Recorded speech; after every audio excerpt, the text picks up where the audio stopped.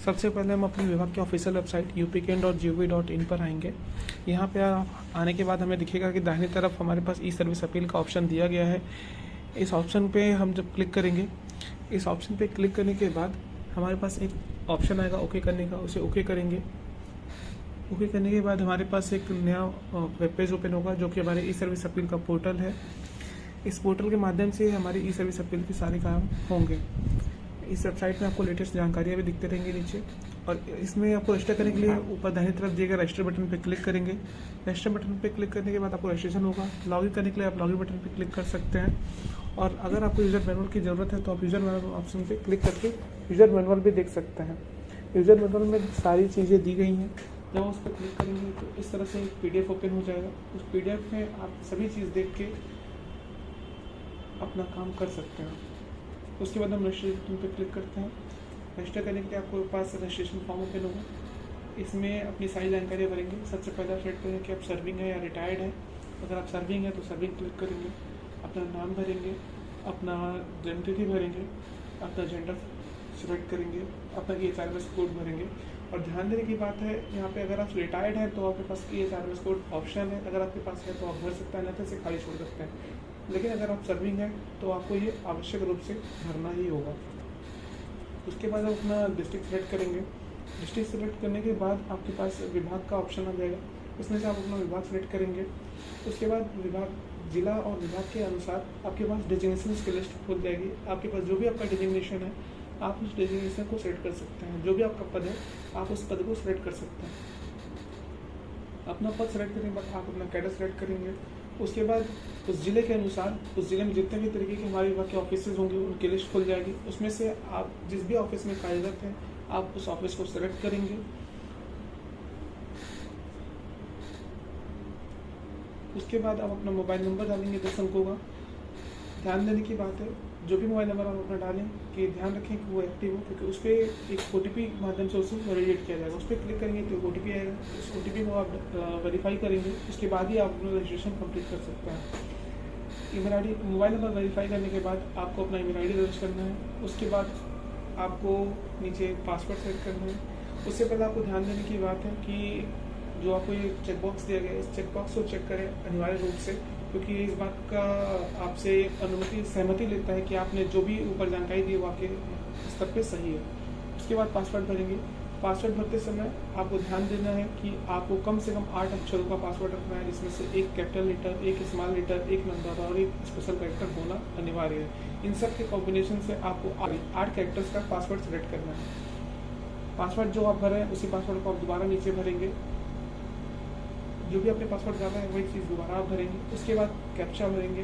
Captcha code भरने के बाद जब आप सब कुछ कर लें उसका रजिस्टर बटन पर क्लिक करेंगे। रजिस्टर बटन क्लिक करने के बाद आपके पास एक पॉपअप ओपन होगा। उस पॉपअप में आपका रजिस्ट्रेशन नंबर होगा जो कि आपको सिस्टम द्वारा प्रदान किया जाएगा। इस रजिस्ट्रेशन नंबर को आपको अनिवार्य रूप से कहीं पर सुरक्षित ढंग पर लिख लेना है या कहीं पर सेव करके रख लेना है, जिससे ये आगे काम करे। उसके बाद आप लॉगिन ऑप्शन पर क्लिक करेंगे। लॉगिन ऑप्शन पर जाने के बाद आपको जो आपको यूज़र ID दिया गया था, रजिस्ट्रेशन ID, वो भर के फिर आपने जो मोबाइल नंबर यूज़ किया था उसी मोबाइल नंबर पे OTP आएगा। उस मोबाइल नंबर पे OTP वेरीफाई करने के बाद पासवर्ड भरेंगे। पासवर्ड भरने के बाद जब आप लॉगिन कैप्चा भरेंगे, कैप्चा कोड भरने के बाद आप सिक्योर लॉगिन बटन पर क्लिक करेंगे तो आप यूज़र के डैशबोर्ड पर पहुँच जाएंगे। यूज़र के डैशबोर्ड, यहाँ पे आपको सबसे पहले टोटल अपील्स की नंबर दिखेगा। आपने जितने भी अपील दर्ज किए हैं उनकी काउंटिंग, उसके बाद जितने अपील डिस्पोज हो गए हैं उनकी काउंटिंग, जितने अपील पेंडिंग है उनकी काउंटिंग, और जितने आपके स्तर पर पेंडिंग है रिव्यू के लिए वो उसकी काउंटिंग यहाँ पे दिखेगी। अब जब आपको अपील फाइल करनी है तो बाएं तरफ दिए हुए फाइल न्यू अपील ऑप्शन पर क्लिक करेंगे। उस ऑप्शन पर क्लिक करने के बाद आपके पास न्यू अपील फॉर्म ओपन होगा। इसमें आपकी बेसिक जानकारी पहले से प्री फिल होंगी। उसके बाद आपको जो भी पनिशमेंट मिला हुआ, चाहे तो माइनर पेनल्टी या फिर मेजर पेनल्टी, जिस भी तरह की पेनल्टी मिली उसे आप सेलेक्ट करेंगे।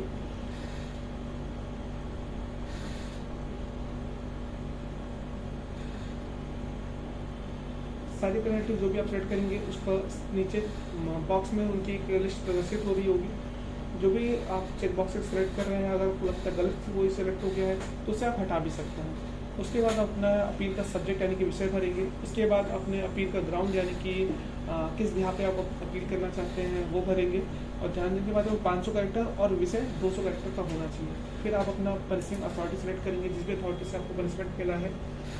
आपको एसीएस ऑफिस से मिला तो एसीएस ऑफिस, आपको कमिश्नर ऑफिस से मिला तो कमिश्नर ऑफिस, डिप्टी कमिश्नर से मिला तो डिप्टी कमिश्नर। अगर आपको डिप्टी कमिश्नर लगता है तो आप डिप्टी कमिश्नर की लिस्ट खुल जाएगी।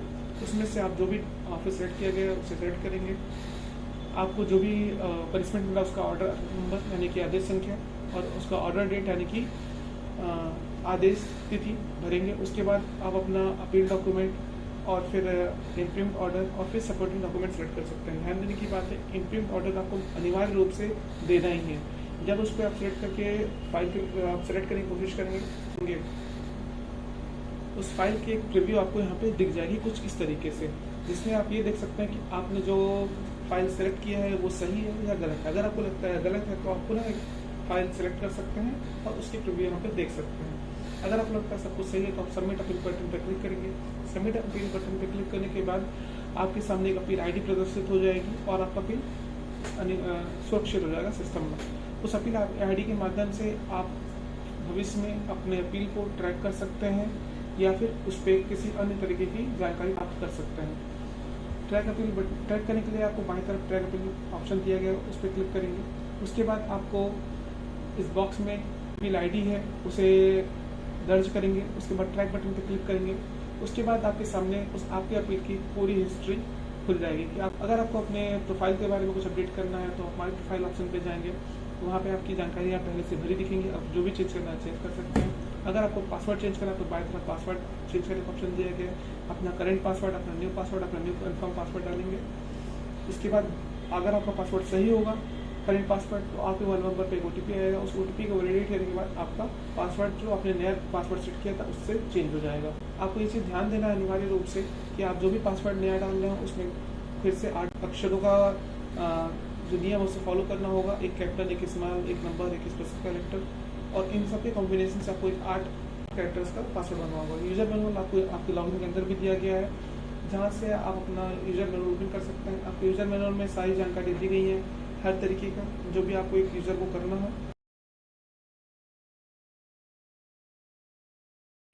जब आप अपील भर लेंगे तो आपके अपील की जितने भी जानकारियाँ होंगी, अपडेट्स होंगे, वो आपको आपके डैशबोर्ड के दाहिने तरफ नोटिफिकेशन सेक्शन में दिखता रहेगा कि आपका अपील पे क्या एक्शन हुआ है। अगर आपके लेवल पे कुछ अस्तर है तो भी, अगर आपकी फिजिकल हियरिंग शेड्यूल हुई है तो वो भी सारी चीज़ें दिखती रहेंगी और फिर फाइनली आप लॉग आउट कर सकते हैं।